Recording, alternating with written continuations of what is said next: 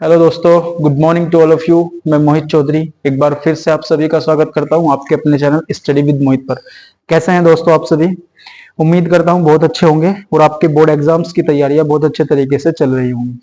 दोस्तों, अब जो टाइम आपके पास है बहुत कीमती टाइम है आप सभी के लिए, और आप सभी से यही रिक्वेस्ट करूंगा और यही सलाह एडवाइस भी आपको करूंगा कि आप अपने सभी काम्स को छोड़कर, जो भी आपके वर्क्स हैं फालतू के काम, उनको छोड़कर अपनी पढ़ाई पर कंसंट्रेट करिए, क्योंकि आपके पास अब बहुत थोड़ा टाइम बचा हुआ है। मैंने पिछली वीडियो में भी आपको बताया था कि यूपी बोर्ड और सीबीएसई बोर्ड सभी ने अपनी डेट शीट जारी कर दी है।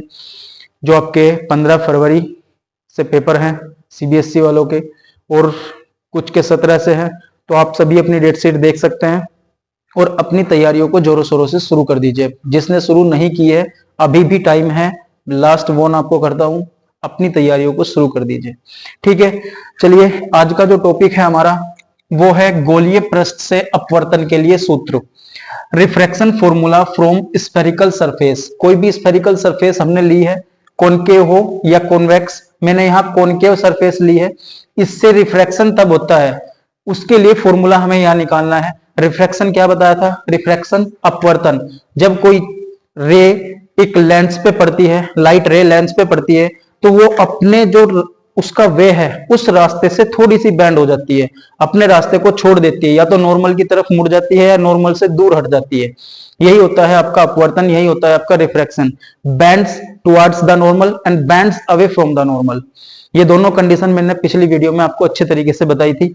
आज जो है इसके स्फेरिकल सरफेस के लिए हम फॉर्मूला प्रूव करेंगे, और ये डेरिवेशन आपके एग्जाम में मोस्ट इंपोर्टेंट है, इसे आप ध्यान रखिएगा फ्रेंड्स। 100% जो मैं ये ऑप्टिक्स के जितने डेरिवेशन कराऊंगा, 5 से 6 डेरिवेशन है, और इन 5 से 6 डेरिवेशन में से आपके 2 डेरिवेशन आपको 5-5 नंबर के जरूर पूछे जाएंगे। तो वीडियो को लास्ट तक जरूर देखिएगा और अपने 5 नंबर जरूर पक्के करिएगा। ठीक है, तो आइए शुरुआत करते हैं। मैं आपको डायग्राम भी यहीं आपके सामने ही बना के दिखाऊंगा। ये कोई ग्लास सरफेस है, इधर जो मीडियम है वो एयर है और उसका रिफ्रैक्टिव इंडेक्स n है, ग्लास का रिफ्रैक्टिव इंडेक्स n2 है, जिसे हिंदी में बोलते हैं अपवर्तनांक। हवा का, वायु का अपवर्तनांक n1 है और कांच का अपवर्तनांक n2 है। कोई रे यहां से चलती है, यहां कोई ऑब्जेक्ट रखा गया है पॉइंट O पर, ठीक है, ये पॉइंट O से चलेगी और यहां जाएगी। इसे मैं, आप देखिए पॉइंट O से 2 रे चलेंगी, एक तो ऐसे जाएगी, ये यहां गई, ये आपका FAC, ये आपका नॉर्मल है। इस नॉर्मल से जैसे ही ये एयर से और ग्लास में जाएगी, आपको पता है स्पीड कम हो जाएगी लाइट की, क्योंकि यहाँ पे एयर में बहुत तेजी से चल रही थी, लेकिन यहां जाते ही इसकी स्पीड ग्लास में कम हो जाएगी और ये मीडियम की तरफ, सॉरी नॉर्मल की तरफ थोड़ी सी बैंड हो जाएगी आपकी। यही जो AB है, ये जानी तो यहां से चाहिए थी, लेकिन ये नॉर्मल की तरफ थोड़ी सी बैंड होगी। क्यों? क्योंकि उसकी स्पीड कम होगी, एयर से ग्लास में जा रही है वो। एयर कौन सा मीडियम है? एक रेयरर मीडियम है, जिसे हिंदी में बोलते हैं विरल माध्यम। और ये कौन सा मीडियम है? एक डेंसर मीडियम है, जिसे आप बोलते हैं सघन माध्यम। तो आपको ये ध्यान रखना है, जब आपकी रे, आपकी किरण, प्रकाश किरण विरल माध्यम से सघन माध्यम में जाती है, तो वो नॉर्मल की तरफ थोड़ी सी बैंड हो जाती है। क्यों हो जाती है? क्योंकि एयर में उसकी स्पीड ज्यादा होती है, लेकिन जैसे ही ग्लास में एंटर करती है, कांच में एंटर करती है, उसकी स्पीड घट जाती है। और जब स्पीड घट जाएगी तो वो दूर नहीं जाएगी, नॉर्मल की तरफ बैंड हो जाएगी। तो यहाँ पे ये जो रे थी ओ से चली OA, लेकिन जैसे ही इस पॉइंट पे जाएगी, ग्लास में एंटर करेगी, वो आपके नॉर्मल की तरफ बैंड हो जाएगी। अगर मैं इस AB को थोड़ा सा पीछे बढ़ाता हूं,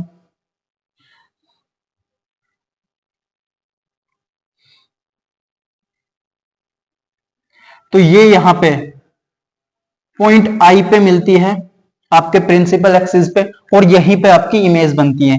अगर इस एंगल को मैंने अल्फा कहा, इस एंगल को बीटा कहा और इस एंगल को गामा कहा, तो यहां से ये जो एंगल है आपका नॉर्मल से जो पहले एंगल बना, जो आपकी कौन सी थी? इंसिडेंट रे थी, आपतित किरण थी, उससे कौन सा एंगल बनता है? आई एंगल बनता है आपका, ये एंगल हो जाएगा आपका आई। फिर रिफ्रैक्टेड रे कौन सी है? रिफ्रैक्टेड ये तो ये है आपकी, जो आपकी अपवर्तित किरण है। तो यहां से यहां तक का एंगल कितना हो जाएगा इसका? नॉर्मल से जो एंगल बनेगा, ये आपका एंगल बनेगा R जिसे आप रिफ्रैक्टेड एंगल बोलते हैं, अपवर्तित कोण बोलते हैं। ये आपका आपतन कोण था आई और ये आपका अपवर्तित कोण है आर। अब आपको डेरिवेशन का जो फिगर है, जो डायग्राम है, वो लगभग समझ में आ चुका होगा। नहीं आया है तो एक बार फिर से रिपीट करता हूं। ये ग्लास है, ऑब्जेक्ट ओ से एक रे गई यहां पे नॉर्मल की तरफ मुड़ी, जिसे ए बी कहा हमने, और इस ए बी को पीछे मिलाया तो आई पे मिलती है और यही आपकी इमेज बनती है। सी आपका सेंटर ऑफ कर्वेचर है, एच आपका एक नॉर्मल डाला गया है जिसकी हाइट एच है। यहाँ पे पी आपका, यहाँ पे जो पी है आपका ये पोल है, इस ग्लास का पोल है, ठीक है, ऑप्टिकल सेंटर बोलते हैं जिसे। ये डायग्राम है और डायग्राम अगर आप बनाते हैं अच्छे तरीके से तो आपके एग्जाम में डायग्राम का रिप्रेजेंटेशन ही आपका मेन है।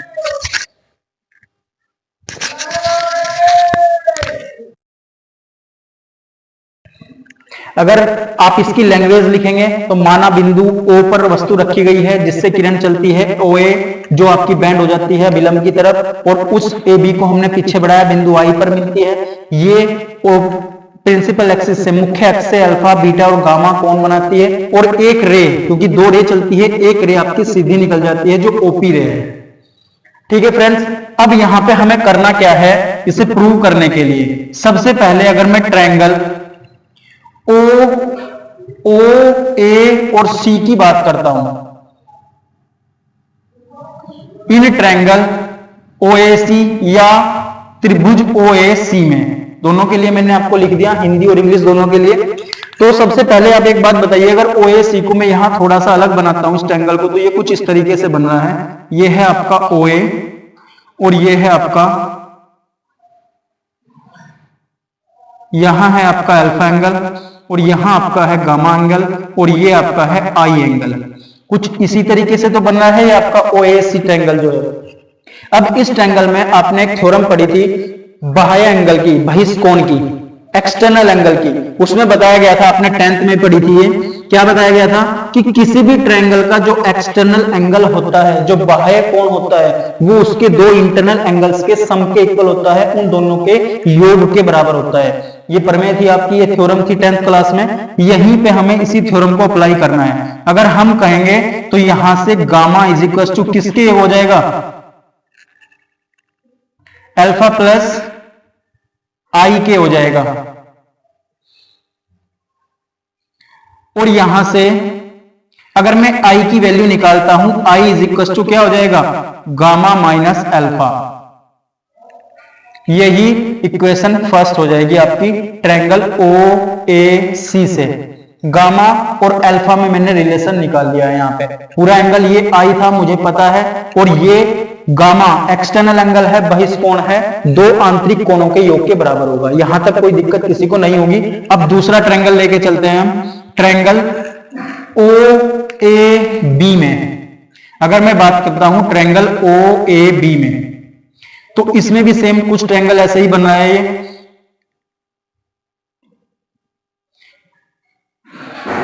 ये है आपका, एक मिनट, ओ ए बी में नहीं लेंगे हम इसे लेंगे हम आई ए सी में, ट्रायंगल आई ए सी में। ठीक है फ्रेंड्स, तो आई ए सी जो ट्रायंगल बनेगा आपका वो कुछ इस तरीके से बन रहा है। यहां पे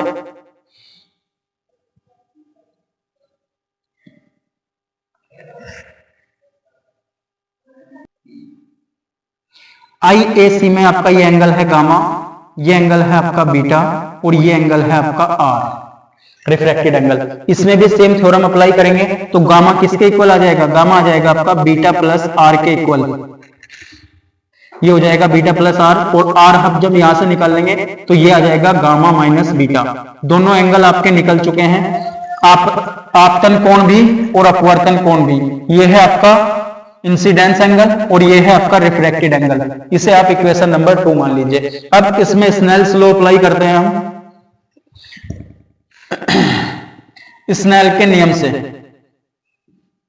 इंग्लिश वाले रसगुल्ले लिखेंगे अप्लाइंग द स्नेल्स लॉ। क्या था Snell's law, sine i upon sine r is equal to n. ये स्नेल्स लॉ मैंने बताया था आपको, sine i upon sine r is equal to होता है एन, और एन यहां पे है क्या, मीडियम N2 और N1 का रेशो होता है। तो I और R की वैल्यू यहां पुट कर दीजिए आप। I की वैल्यू है sine gamma minus alpha upon sine आ जाएगा आपका gamma minus beta is equal to N2 upon N1। ठीक है फ्रेंड्स, यहां तक कोई दिक्कत परेशानी हो तो आप मुझे कमेंट में बता सकते हैं, और इसे अगर नहीं कोई दिक्कत नहीं है आपको तो इसका स्क्रीनशॉट लीजिए और नेक्स्ट चलते हैं फिर हम। अब दोस्तों यहां से यदि ये जो मैंने स्फेरिकल सरफेस ली है, गोलीय सतह ली है, अगर इसका व्यास बहुत छोटा कर दिया जाए, यदि सतह का व्यास बहुत छोटा हो तो क्या करेंगे, आपका जो साइन आई होता है वो इक्वल हो जाएगा खाली आई के, और साइन आर इक्वल हो जाता है आपका आर के। साइन यहां से हट जाता है, तो यहां पे जो साइन गामा माइनस अल्फा है वो किसके इक्वल हो जाएगा, अप्रोक्सीमेट इक्वल हो जाएगा गामा माइनस अल्फा के, और sign gamma minus beta equal हो जाएगा आपका खाली गामा माइनस बीटा के। यहां से इसे रखिए जरा, ये हो जाएगा इस इक्वेशन से, ये आपकी थर्ड इक्वेशन है।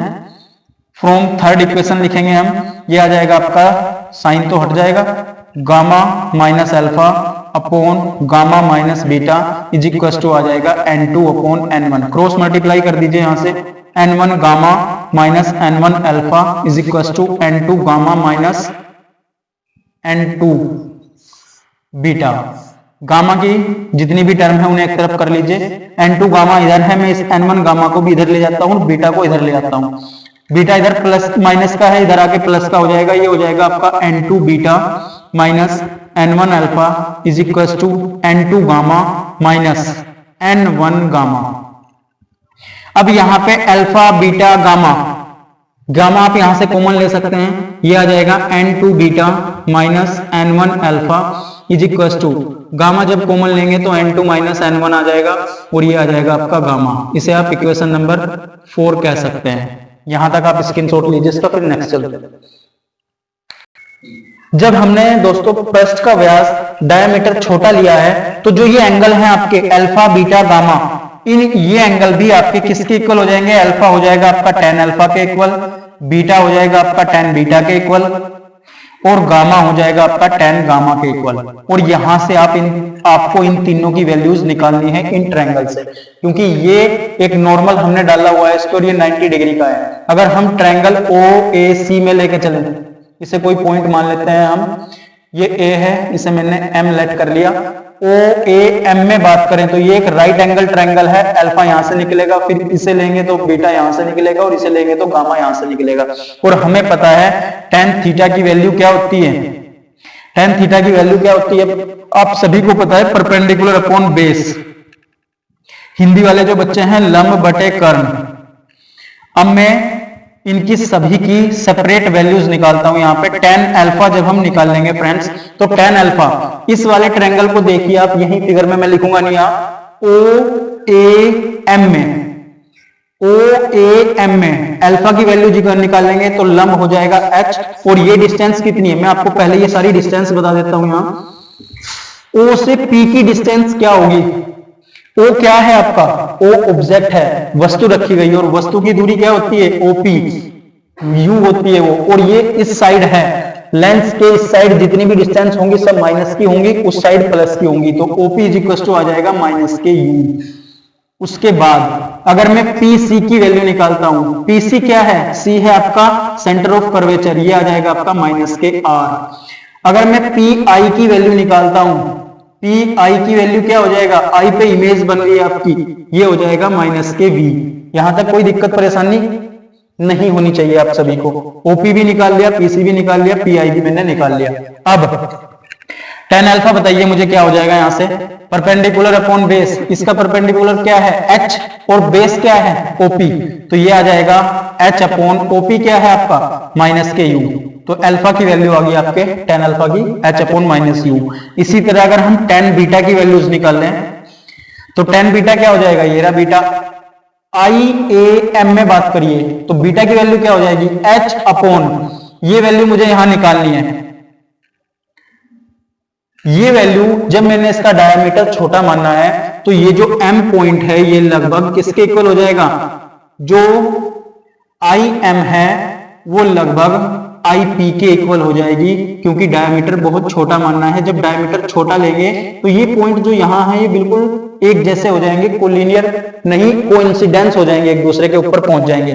तो जो ये आई एम है ये आई पी के इक्वल हो जाएगा, और वो कितनी है, माइनस के वी।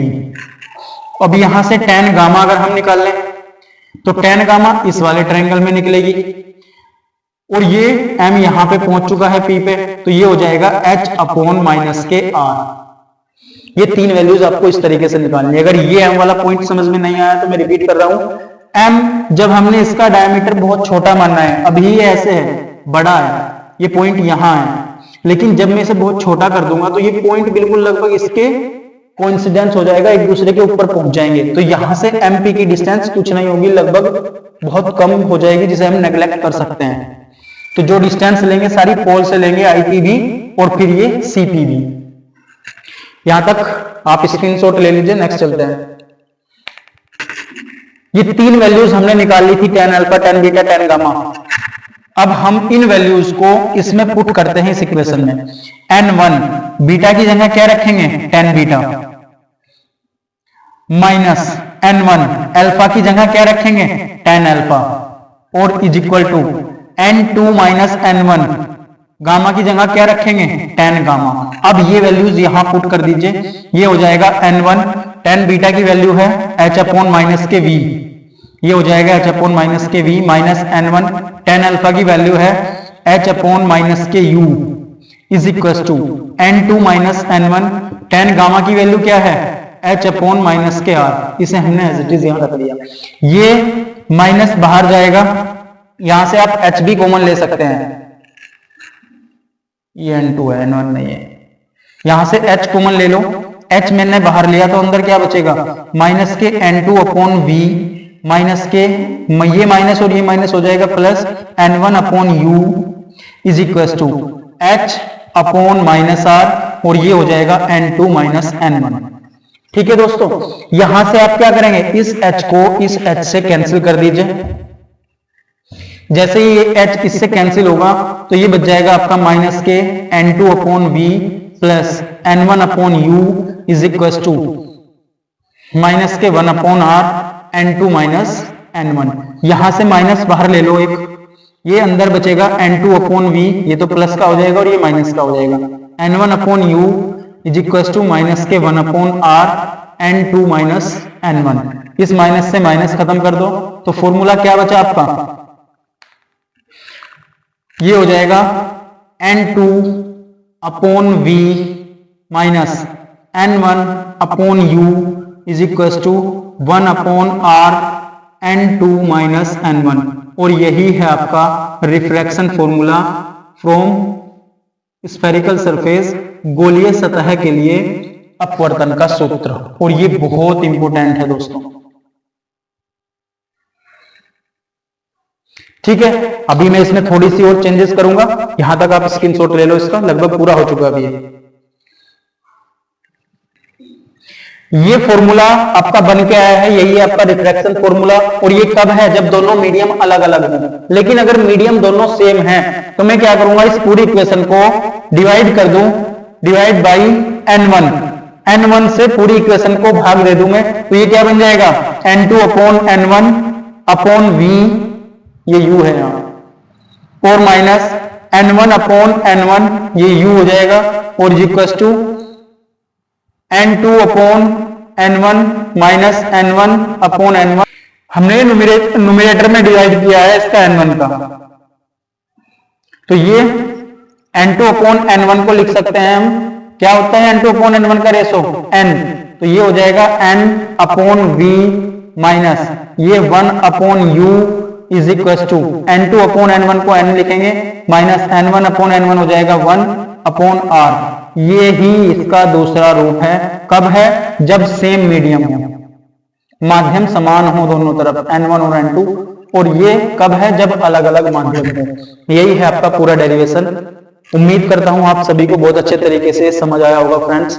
और अगर नहीं समझ आया है तो वीडियो को रिपीट करके जरूर देखिएगा, क्योंकि ये आपके 5 नंबर आपके लिए बहुत इंपॉर्टेंट है। इसी के साथ मैं मोहित चौधरी आप सभी से विदा लेता हूं। Thank you so much, thank you for watching. और वीडियोस को लाइक शेयर कर दिया करिए और चैनल को सब्सक्राइब कर दिया करिए। Thank you so much, thank you for watching.